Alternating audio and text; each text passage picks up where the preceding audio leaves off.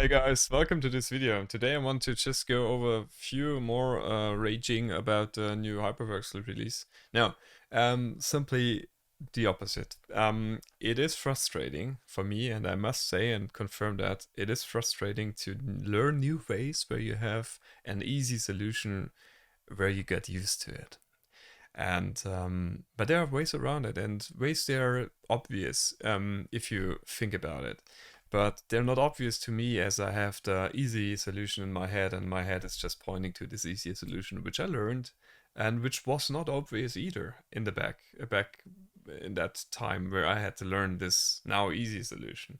So it's the opposite of raging because change is necessary, and your possibility or ability to adapt to it, it's what's major importance. And so I try to learn that, and you will see me struggle a lot more without the panels in the future in the updates or the tutorials I want to do with Hypermesh or Hyperworks. Yeah, and this is one of those videos. So this is not a tutorial, or not yet, but I just wanted to show you something which I encountered. So, and I will start with a little bit raging about it, because no, first of all, it's great. You see that? Dark mode. I love dark modes. And so I just change it. I hope that's also good for you. If not, please comment, then I will switch it back for the videos to a different contrast. All right, but now let's talk about it.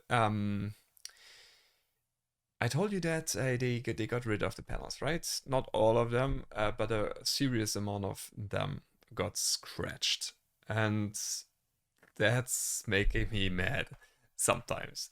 So, for example, if I wanted to get a RBE element in there, that's used to transfer loads, for example, or to just create boundary conditions where you would just want to have one singular node in the middle, and to control, for example, that the rotational degree of freedom is not constrained, but the translational degrees of freedom are constrained. So, is that even a word, translational? So I mean translation in XY set, right? So yeah, you get what I mean. So in order to do that, you would have to create a RBE element in that. And so if you go to 1D and RBE, or in this case Richards, you would have to choose between multiple nodes and then maybe calculate node, and then you would get around it, because then you can just simply select all the nodes and click create, and it's created, and you have that middle node. Yeah, to get around what? I mean, the creation of the middle node, because whatever I did in all of my years of using Hypermesh was using the distance panel, and the distance panel, thank God, is still there, but it was available with a shortcut of pressing F4. If I now press F4, I get to this measure, which is completely something different than I use the distance panel with. Because if you just bear with me a moment, so you see that the distance panel here, geometry distance. You see, with 3 nodes, you could go and just select 3 nodes on any circular line or mesh, and then you could just click circle center. And then you have your circle center. And this is one of the easy solutions I talked about. This is a solution which is planted deep inside my brain, which I go to wherever I see the pattern. Oh, I must create a center node here. All right. Now, I just was thinking about it, and well, all right. How could the way be for the new Hypermesh? And what's obvious is that you have geometry and you have points. So create points, well, then you have just to go to nodes if you want to create a node, and now comes the fun.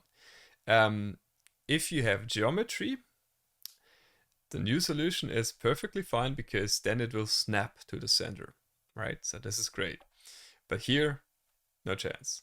So I think maybe that's dark mode, it's not so good, but you can see that tiny little black icon appearing.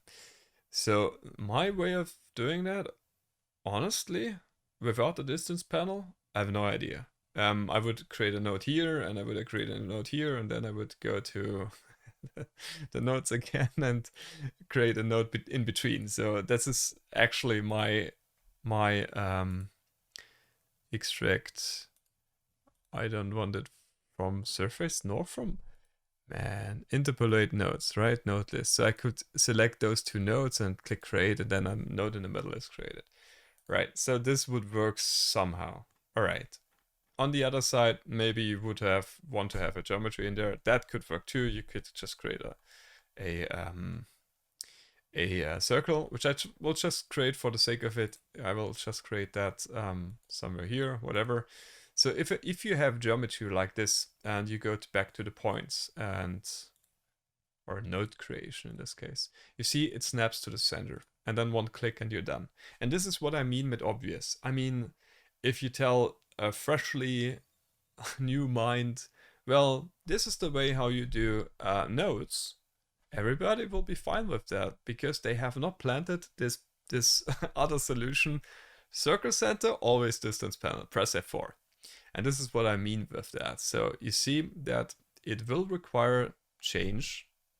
It will require to adapt to new functions, new way of doing that. But it will be for the better because that keeps you also young, more or less. I don't know.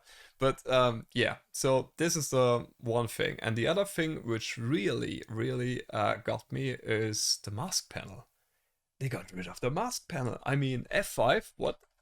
F5 does not do anything anymore. So you could not hide elements with the mask panel anymore. And this is one thing I did gazillion times. I did that.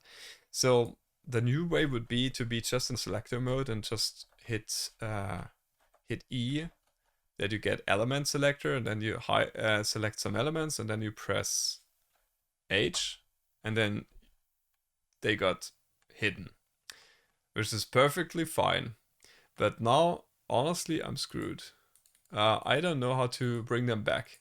And I would have to look that up. The key command is not obvious to me because it's not S, it's not A. I thought it would be A, but I think A is select all. No, it is A, but you don't have to be in anything selectable.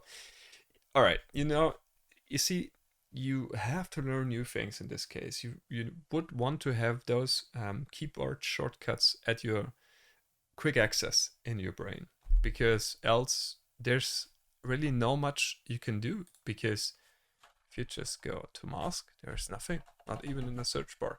There's no mask panel here. Yeah, so you're completely screwed with that. So you have to learn those new ways, and there's plenty of benefits with that, because once you got used to this selection menu here, you can easily and very quickly change to solid, surfaces, sets. Well, there's no solids here, so that's not selectable. But also a good feature, but a feature which is only good if you know what it does. So you have to learn that, you have to adapt in order to use the software to your best possible advantage. So this is just quick bunch of thoughts around Hypermesh. Maybe one thing which also struck me a little bit is when you sketch a little, right? Do sketching. I like it that you have now the sketch ability to just create a sketch and then select also a plane or a surface. That's pretty. The menu flow is kind of awkward still to me, because sometimes I'm not really sure how to do it, but I will learn that too and adapt to it. So for example, easiest thing in the world, create a circle, right? Go out of it, right click and swipe to the left or press it. Yeah, still not sure. Then you have the surface, and now if you just want a simple drag operations, which you do frequently if you want to create geometry here, you go to geometry and then on drag. But here begins the fun. Normally this is not surfaces but lines, but alright, you first have to change that to surfaces. It's not even automatically changing that. And then you select the surface, and then you have these guides, but these guides will confuse you a lot, because if you select a line or so, it automatically also sets the length and stuff. So you have to know that you go onto this little arrow, because yeah, that's the problem when using multiple software. If you're using ANSYS with space claim, it works totally different. And to be honest, more intuitively, a lot more. So you just simply pick a surface and you drag it, right? It's as easy. I think that this was also the case with Inspire at some point. But yeah, so here you have to get to this arrow and then drag it, which is okay. It's fine. I don't want to brag about this is not a usable or so, but I think the flow through through there could be improved so that it feels more natural to go through there. And but it's, yeah, to be honest, it's a lot better than just typing it and with the panels, yeah, drag by line and whatever. But I didn't come across those, to be honest. Like, oh my god, they changed that to solid edit, surface edit, it's all gone. It's all gone. What do you do? Well, you have split, right? So split by plane or so. Yes. That's what I mean. You get used to it. So you just have to rewire your brain. And I think that's a good exercise for you to stay healthy, stay young, and foolish. No. And hungry. So to use that quote of Steve Jobs, I guess.